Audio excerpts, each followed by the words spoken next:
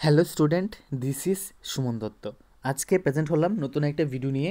আজকের ভিডিওতে থাকছে ক্লাস 9-এর জন্য ফিজিক্সের সাজেশন। তো চলো আলোচনা করি। প্রথমে আমরা আলোচনা করব মার্ক 1। তোমরা এখানে মার্ক 1-এর উত্তরগুলো পেয়ে যাবে, কিন্তু মার্ক 2, 3, 4, 5-এর উত্তর পাবে না, সেটা নিচে বের করে নেবে। আর সবার প্রথমে বলি যে এই যে সাজেশনটা এখানে দিচ্ছি, এখানে 0%ও বিশ্বাস করে সম্পূর্ণভাবে পড়বে না। আমি তোমাদেরকে এটা সাজেশনটা কেন দিয়েছি, কারণ তোমরা ক্লাস 9-এ জাস্ট উঠেছো আর তোমাদের একটা বেসিক আইডিয়া দরকার। ওই বেসিক আইডিয়ার জন্য আমি এখানে সাজেশন দিয়েছি। এটার উপরে সম্পূর্ণ ডিপেন্ড থাকবে না, তোমাদের পড়া তোমরা কন্টিনিউ চালিয়ে যাবে। পাশাপাশি এই আমি যা যা দেবো এটাকে মুখস্থ করে নেবে, সবগুলা যা যা দিয়েছি সবগুলো মুখস্থ করে নেবে। প্লাস তোমাদের পড়া কিন্তু সাথে থাকতে চাই। কি হবে দেখো, যখন তোমরা পড়বে তখন নতুন নতুন জিনিস শিখতে পারবে। যখন নতুন নতুন পড়া শিখতে পারবে তো ওটা তোমাদের মাথায় থেকে যাবে।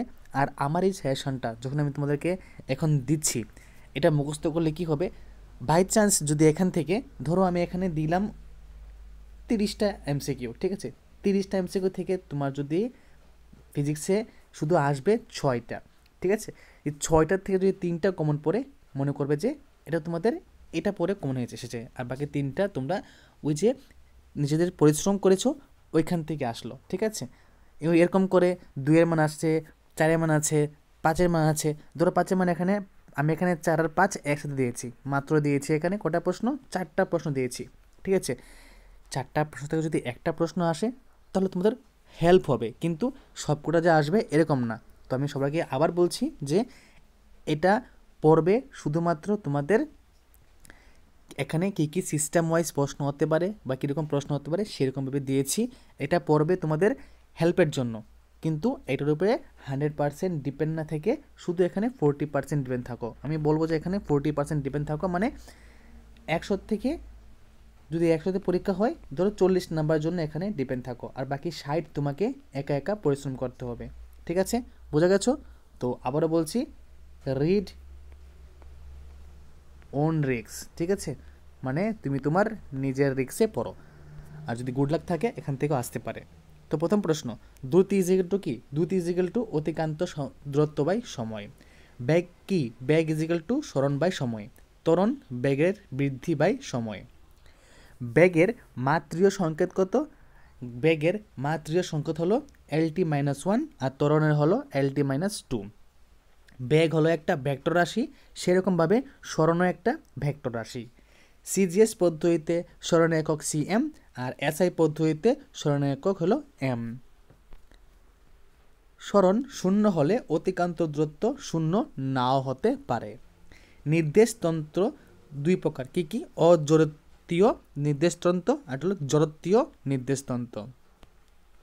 অভিকর্ষের প্রভাবে পতনশীল বস্তু ত্বরণ 981 মানে 981 সেমি পার সেকেন্ড স্কোয়ার হয়। মন্দনের এসআইতে একক হলো মিটার পার সেকেন্ড স্কোয়ার।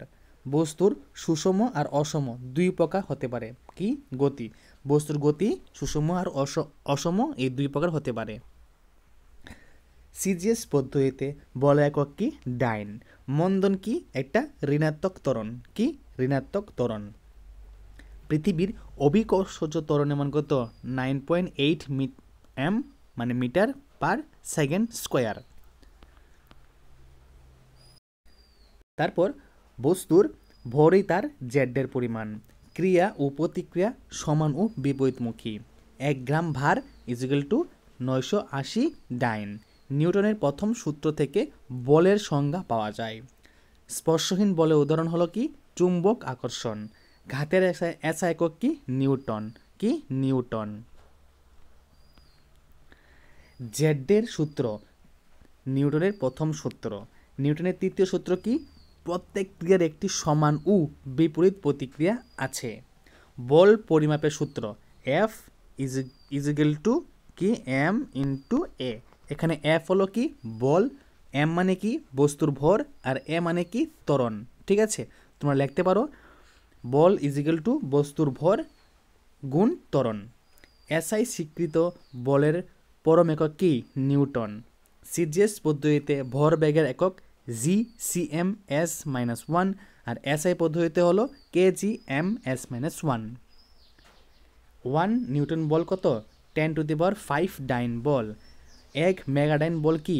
1 মেগাডাইন বল হলো 10⁶ ডাইন বল। আর এই 10⁶ ডাইন বলকে আমরা 10 নিউটন বলও বলতে পারি। ঠিক আছে। মাত্রীয়, কার মাত্রীয় সংকেত? বলের। বলের মাত্রীয় সংকেত mL/t-2, আর কার্যের মাত্রীয় সংকেত mL²t-2। ঠিক আছে। প্রকৃতিতে একক বিচ্ছিন্ন বলের অস্তিত্ব নেই। এটা কার উপর ডিপেন্ড করে বানানো হয়েছে?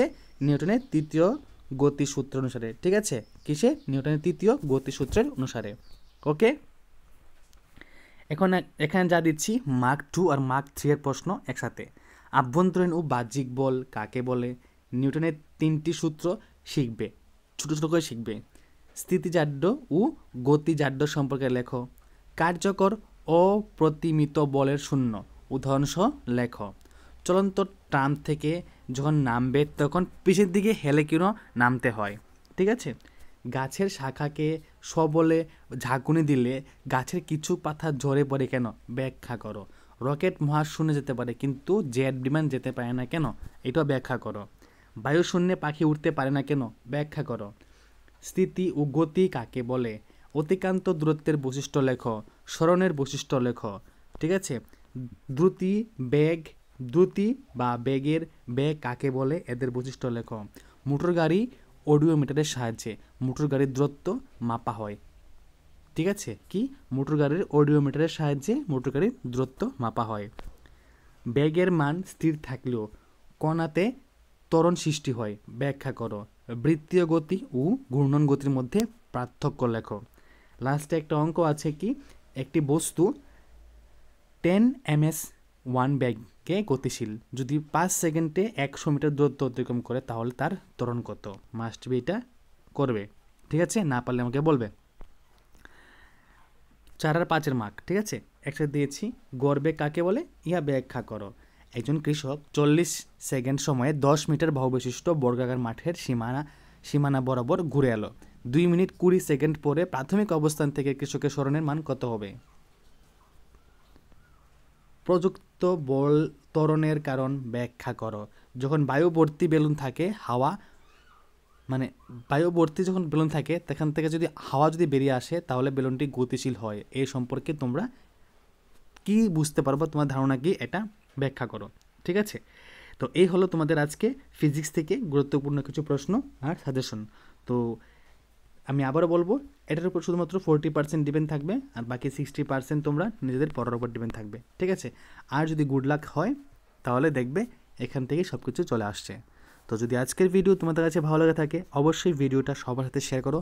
আর আমি চাইবো শেয়ার করার কারণ কেন, তোমাদের মতো আরও অনেক তোমাদের বন্ধু বান্ধবীদের যাতে হেল্প হয়। ঠিক আছে। তো দেখা হচ্ছে একটা গুরুত্বপূর্ণ ভিডিওতে। আর খুব শীঘ্রই তোমরা তোমাদের যা আছে কেমিস্ট্রি ওইটারও সাজেশন পেয়ে যাবে। তো ধন্যবাদ।